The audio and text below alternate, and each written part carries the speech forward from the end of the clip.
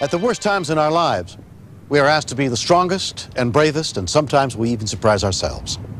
We begin on the afternoon of June 4th, 1995, as 15-year-old Casey Floyd was riding his dirt bike in a rugged area outside Stanford, Kentucky.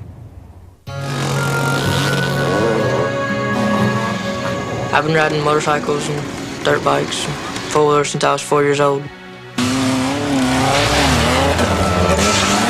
Every Sunday there's at least 5 to 10 dune buggies that ride. It's probably more dangerous to ride a dune buggy because when you get to flipping it, you're in trouble.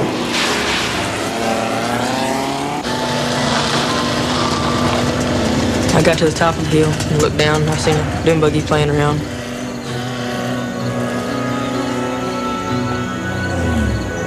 There's a hill called I-75. It's real long and steep, real rough and rocky, got big rocks.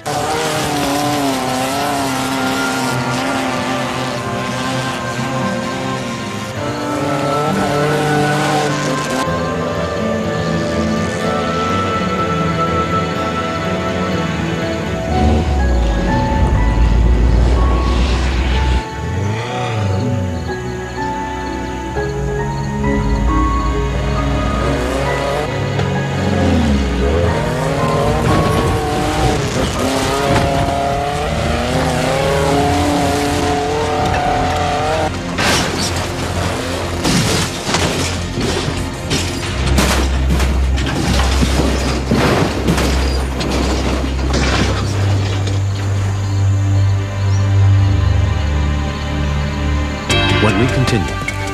His head was bleeding real bad. I knew he had a broken neck because he couldn't move his legs or feet. I just didn't think that they would be there quick enough.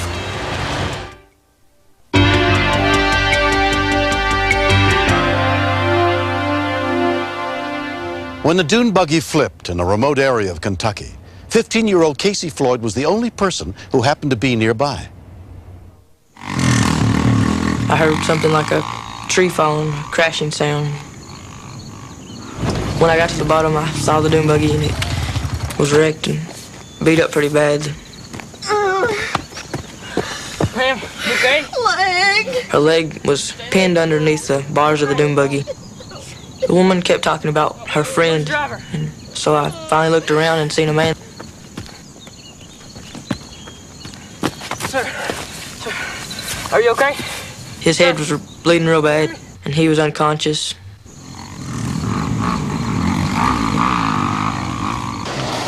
I could notice 2 of my friends coming towards me. Michael, there's a wreck back here. You gonna call for help? You come with me.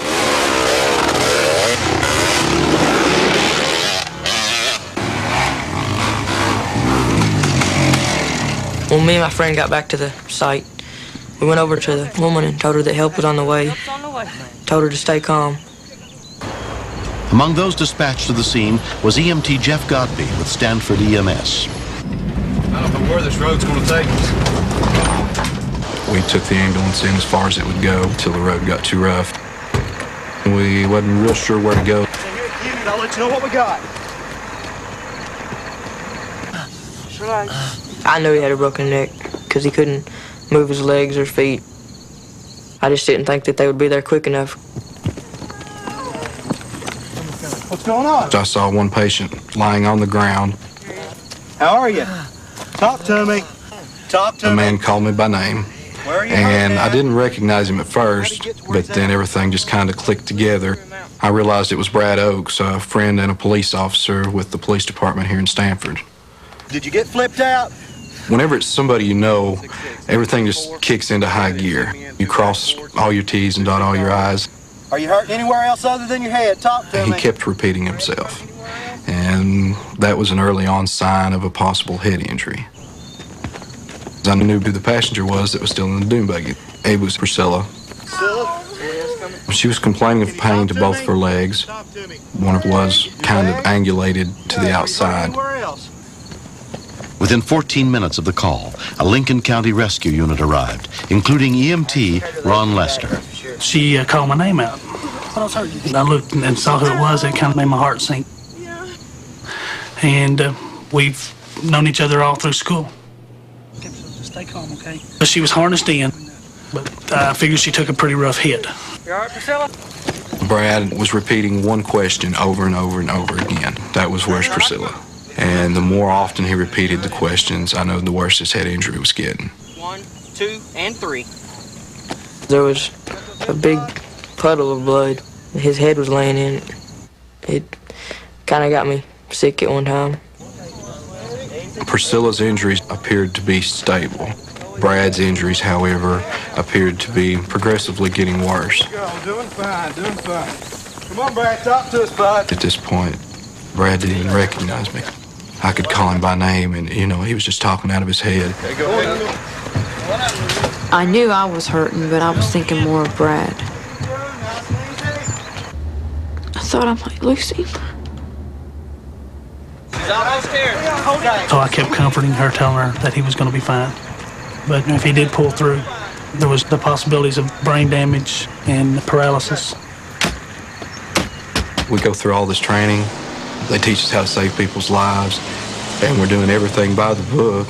And regardless, Brad just continuously got worse. I reached over and grabbed his hand, and he didn't try to hold my hand or anything. Brad, don't move. I was pretty shook up. I was crying. It was pretty upsetting. A SkyCare helicopter transported Brad Oakes and Priscilla Kennedy to University of Kentucky Chandler Medical Center, where they were examined by neurosurgeon Deborah Blades.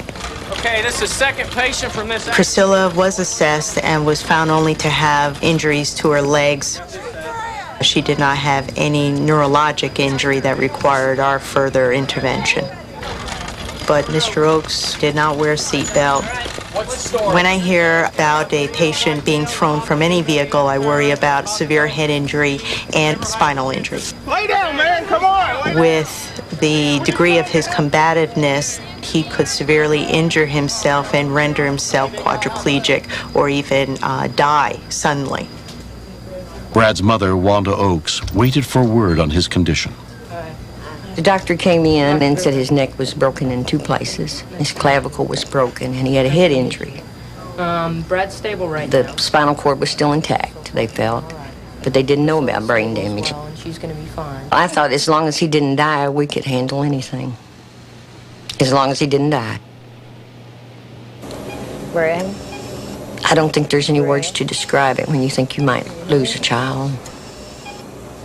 All I could think about mostly was his 3 little kids. They idolized their daddy. They think he hung the moon. They thought maybe he could have brain damage whenever he woke up. Brad, it's me, Priscilla. I thought, you know, he's not gonna know me. I didn't want to lose him because we had just started our life together. The next day, when I went in, I called his name. I said, Brad, do you know who I am? And he said, you're my mom. In 2 days, Mr. Oakes was speaking properly, answering our questions. I explained to him that he could not go home until he was fully capable of walking with the specially designed halo vest. Excellent. He got up out of bed and walked the length of his hospital room. I was very surprised that he was able to walk out of the hospital in 3 days after his accident. It took 5 months for 29-year-old Brad Oakes to completely recover. Whenever I went for my first checkup, I had met a fellow. He had broken one of the vertebrae that I had crushed. Except I was sitting in a chair and he got wheeled in a wheelchair. And he said, you mean you broke 2 vertebrae in your neck and you're still walking? I said, yeah, I'm pretty lucky. Anytime you're participating in any type of sport, especially with off-road vehicles, you have to wear the proper gear. If you don't wear the proper gear, proper safety equipment, you're just asking to get hurt. I knew all the people that came to help me.